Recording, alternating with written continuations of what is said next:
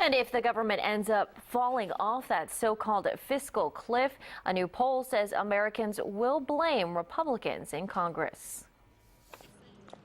All eyes on Congress this week as they headed back to work with just 7 weeks to reach a deal to avoid $600 billion in budget cuts and the steepest tax hikes in 60 years.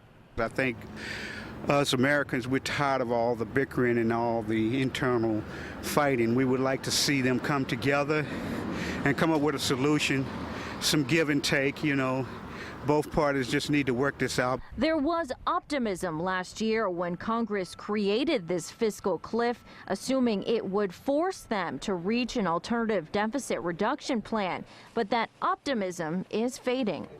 That's horsing around that they're doing and trying to manipulate the progress of the Republican Party over everything else. And a Pew Research Center poll released this week shows 53% of Americans believe Republicans would be to blame if no compromise is reached. 29% would blame President Obama, and 10% said both the president and Republicans would share the blame. It's not about the Senate, it's not about the president, it's about the House. And the Republicans, although they had a pretty stinging loss in the election, maintained most of their majority in the House of Representatives.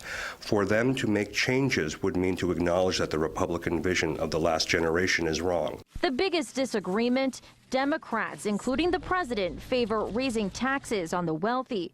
Republicans still want to extend tax cuts for everyone. Western New England professor John Back believes the Republicans will stand their ground. And there are still very important national figures in the Republican side who have urged Republicans to stand fast, to rather have the government and the nation fall back into recession rather than change their principles.